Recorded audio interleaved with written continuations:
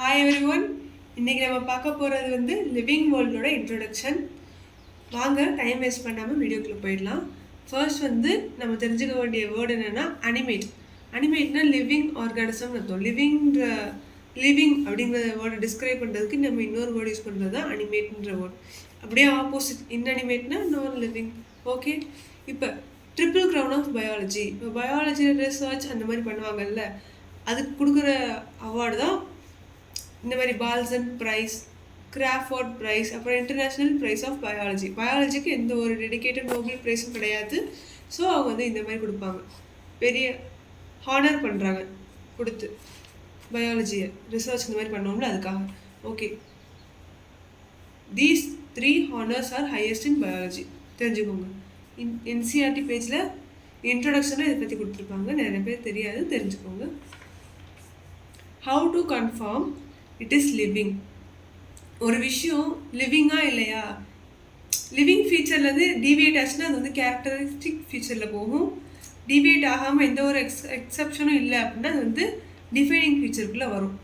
For example, characteristic ஃபீச்சருக்கு exception உண்டு. Growth, reproduction. க்ரோத்தில் என்ன எக்ஸப்ஷன் இருக்குன்னு பார்த்தீங்கன்னா, இப்போ மவுண்டெயின்ஸ்லாம் மேலே மவுண்டெயின்ஸ் மேலே டஸ்ட் அக்யூமுலேட் ஆகி மவுண்டெயின்ஸ் க்ரோத் காமிக்கும், ஒரு ஸ்மால் க்ரோத் காமிக்கும்.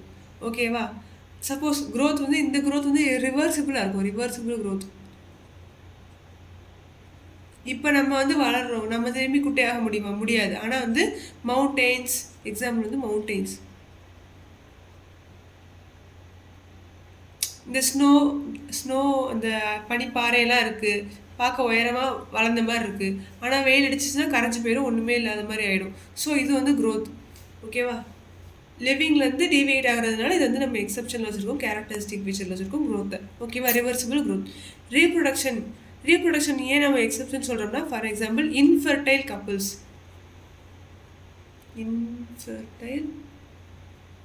கப்புள்ஸ்லாம் இருப்பாங்க, அவங்களால ரீப்ரொடியூஸ் பண்ண முடியாது. ஸோ அவங்க டிவியேட் ஆகிறாங்க, இந்த ரீப்ரொடக்ஷன் இந்த கேரக்டரிஸ்டிக் ஃபீச்சர்லேருந்து டிவியேட் ஆகிறாங்க. அதுக்கப்புறம் என்னென்னா, இது ஒர்க்கர் பீனாலே ரீப்ரொடியூஸ் பண்ண முடியாது. அதுக்கப்புறம் மியூல் நீங்கள் கேள்விப்பட்டிருப்பீங்க. அப்புறம் மியூல்னால் ஹார்ஸையும் டாங்கியும் கிராஸ் பண்ணி கிடச்சது. சரியா? சரி, இப்போ டிஃபைனிங் ஃபீச்சருக்குள்ள என்ன வருதுன்னா மெட்டபாலிசம். நம்ம ரெண்டாக டிவைட் பண்ணலாம். அது என்னென்னா, ஒன்று கன்ஸ்ட்ரக்டிவ் ப்ராசஸ், அதுக்கு பேர் அனபாலிசம். இன்னொன்று destructive process, breaking down process, இதுக்கு பேர் கேட்டபாலிசம். அனபாலிசம்னா பில்டிங் அப், கேட்டபாலிசம்னா பிரேக்கிங் டவுன். சரியா? ஃபஸ்ட்டு மெட்டபாலிசம்னா ஒன்றும் இல்லை, நம்ம உடம்புல நடக்கிற chemical reaction, sum total of chemical reaction தான். அடுத்தது கான்ஷியஸ்னஸ் லிவிங் மட்டும் தான் இருக்குது. இப்போ யாராவது உங்களை அடிக்கிறாங்கன்னா உங்களுக்கு அடிக்கிறாங்கன்னு தெரியுது, ஏன் உங்களுக்கு கான்ஷியஸ்னஸ் இருக்குது. முக்கியமான ஒரு விஷயம், self consciousness is only shown by human. சரிங்களா? நமக்கு சிக்ஸ் சென்ஸ் இருக்குது, 6வது அறிவு இருக்குது. அதனால self consciousness is only shown by humans. அதுக்கப்புறம் cellular organization. If anything is made up of cell, எழுதுவோம், ஸ்டேட்மெண்ட் எழுதுவோம். இஃப் எனிதிங் இஸ் made up of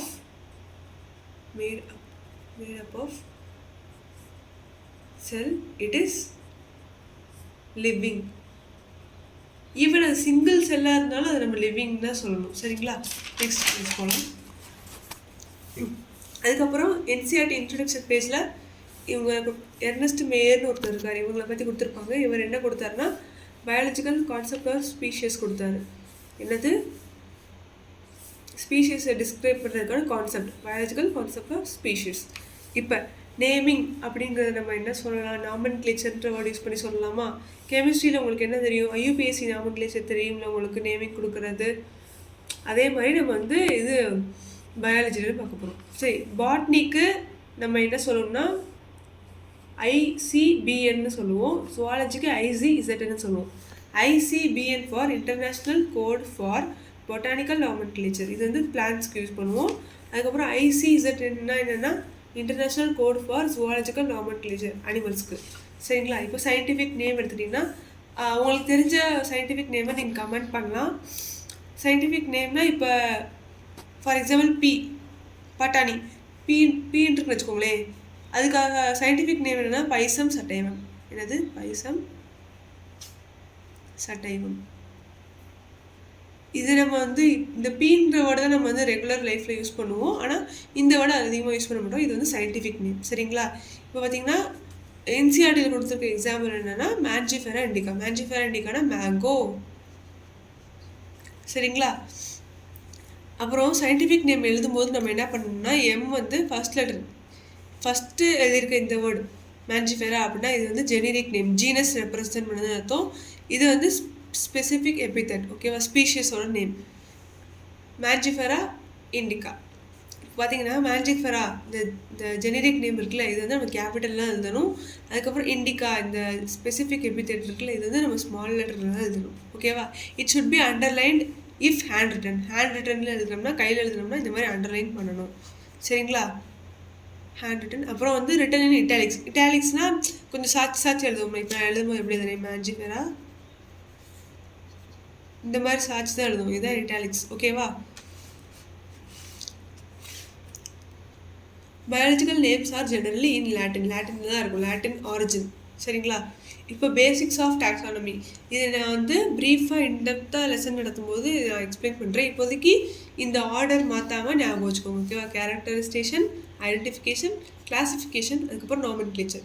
இஃப் இந்த 4 விஷயத்து கூட நம்ம எவல்யூஷனரி ரிலேஷன்ஷிப்பையும் ஸ்டடி பண்ணோம்னா அதுக்கு பேர் சிஸ்டமேட்டிக்ஸ். இந்த 4 விஷயத்தை மட்டும் படித்தோம்னா அதுக்கு பேர் டாக்ஸானமி. இந்த 4 விஷயத்தோடு சேர்த்து நம்ம எவல்யூஷனரி ரிலேஷன்ஷிப்பையும் கன்சிடர் பண்ணி படித்தோம்னா அதுக்கு பேர் சிஸ்டமேட்டிக்ஸ். ஓகேவா? டிஃப்ரென்ஸ் தெரிஞ்சுக்கோங்க. இது வந்து ஒரு ப்ரீவியஸ் இயர் கொஸ்டின் வைக்கும்.